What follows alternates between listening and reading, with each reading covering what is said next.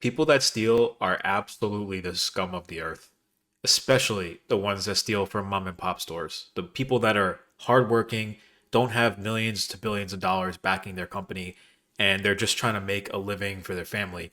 And people go and steal from them. Those people suck. And of course, this happened in Fresno, California, where break ins are inevitable, it seems.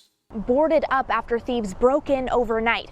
But those thieves left disappointed because the shoe salesman was one step ahead. The shoe store Drip on Drip at River Park boarded up after a break-in overnight. Seeing the building that you're working out of almost every day really hard just be damaged, it's shocking. Imagine you have a product or a service that you want to sell, especially in a place like California where rent is through the roof, especially for commercial buildings like this one. Your plan is to go out and try to sell that product or that service in order to make some money and grow the business. And of course, to use it to support your family. Imagine you go there and you spend, I'm going to take a guess, between $5,000 to $15,000 a month just in rent alone. Just to rent a storefront like this in a shopping center that's well known in a place like Fresno, California. And people break into your store not once but twice. You would think after the first time the police would do something more or whatever, but this is why you can't rely on third parties to protect what you have. And what's even more crappy is the rules and the laws in California. They really don't do much to penalize these people, even if they do get caught. They're allowed to steal something like $950 a day worth of merchandise for it to become a misdemeanor. And that's it. They get a slap on the wrist. They get let out the same day. And then they go on about their business. Where's the incentive to not steal at that point when you know nothing's going to happen to you and you get $950 worth of product? It happened just after 3 a.m. Monday. The store's security cameras capturing the whole thing. The criminals drove up in two sedans. Of course, the white sedan out in the street is a Kia, go figure. A base model Kia that they probably stole because of how easy they are to steal, and they're using it as a vehicle to either ram or to pack goods to run and steal. Go figure. They steal the car and then they go steal from someone's store. I mean, at what point do you just try to do better with your life, you know? And of course, they're stealing from a store called Drip on Drip, which is a place that sells like sneakers and streetwear, where they know the market of these things on the street because that's all they do is look at street value. They don't care about anything else. And then rammed through the front of the store. But as soon as they got inside, you can see them look around and realize the store was already practically empty. If they would have looked through the window, they would have saved themselves some time and energy from them even trying to break in, because they would have noticed that there's nothing here on the floor for them to take easily at all. I'm glad his security measures worked, and it goes to show that these guys clearly did absolutely no research when they were going to break into this place. They didn't even bother to look in through the window or even just stop in the store another day beforehand. Or maybe they did. Maybe they stopped in during the day to scout out the store and then the owner realized, oh, maybe I should just take off all these items, and the security plan actually genuinely worked. That'd be awesome. But the problem now is it worked the first time. Is it going to work the second time? Are they going to find out where he stores the items? Are they going to go after it that way? You just can't trust these people, you know, and it sucks that there are people out there that are willing to do this over and over again, and they just never learn. You see, this is not the owner Roman Gonzalez's first break-in. This was about a year ago, over a year, and they took a majority of our clothing. Since then, Gonzalez has learned a thing or two about security. Every single night he clears the floor and leaves the register open to show there's nothing inside.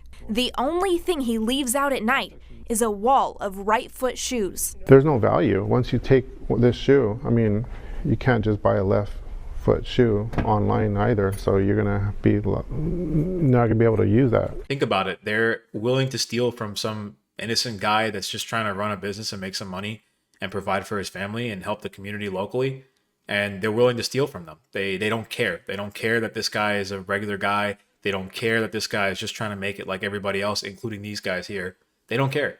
They will put themselves above somebody else and their well-being, and they don't care. The only thing of real value they stole were some pairs of shoes for the needy. They did take some donation shoes that I give away to the community here for the teenagers that come in, and I want to make sure that they have some new kicks. So they did take those pairs. Come on, man. They stole the donation shoes because that's the only pairs of shoes they can find, since everything else on the wall was just a single shoe. Come on, man. Like, how low do you have to be? I mean, that's just... And again, this guy is just providing for his community, both the products that he sells and also the products he gives away for free to kids that need it. And these guys are coming in to just steal everything. I mean, it sucks. And what's crazy is they'll sell them for a fraction of the price on the street. on the market, and they don't care because they got it for $0. They're all profit. It didn't cost them any money to manufacture these or buy these or flip these. They just went and stole them. Every dollar they earn is profit. It's crazy. As sad as Gonzalez is to see yet another break-in, he's thankful his security plan worked, and he's going to keep moving forward. Let's hope they get caught and,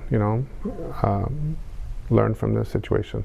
I asked Gonzalez if he would feel safer having some traffic safety poles like this one over on his sidewalk as well, and he said the River Park Shopping Center is already discussing that option. In Fresno, I'm Brianna Bias, KC24, local news that matters. This is one of those like weird California-esque laws, it's like, or rules. Like, why would you put that in front of the store as if that's going to stop somebody? If you look behind her, look how far away they're spread out. And yeah, it might help from a vehicle ramming into the door, but it only helps if you have a full barrier of them outside the door. In this case, they just seem to have them spread out far apart where a car could easily, you could fit 2 cars between these, side by side, So clearly a vehicle is still going to be able to ram through the door. So unfortunately, I don't think it's an issue of the rules, because the laws already exist for you not to steal, for you not to break into someone's property, no trespassing, no destroying other people's property. Like, those rules already exist. But these people don't care. They just care about making a quick buck for themselves and not doing it the right way. And you could tell the owner must be a good guy, because he says, like, hopefully they could change. And I think everyone deserves a second chance, for sure. But when you start to have a pattern of the same thing and you already have a record for theft and stealing over and over again, at what point do you expect these guys to learn when the laws aren't even that really hard on them, especially in a place like California? Shout out to Drip on Drip. That's the business name. I'm going to put the Instagram down below in case anybody wants to check them out. They seem to sell really cool sneakers like Jordans and Nikes, and they seem to have like some really nice 4s in stock, some Yeezys, some stuff that like a lot of people would want to wear. Pretty cool, support the business. They got about 11,400 followers on Instagram as of this video. So that's pretty cool, man. It's good to see that their community is pretty strong. Let me know what you think about the situation down below in the comments, because this happens to a lot of people, not just retail stores, but it happens to even like small mom and pop like delis. It happens to big corporations too, like CVS and Target, but obviously it's easier for us not to feel bad for them just because they have loads of money backing them. Whereas someone like this mom and pop store is just some guy trying to make some money for his family and also provide for the community. Let me know what you think about the situation down below in the comments and what could be done to maybe make things better. Because that's what this should always be about, is how can we make things better. Leave a like if you enjoyed, comment down below your thoughts, subscribe to the channel if you're new, and I will catch you guys in the next video. Peace.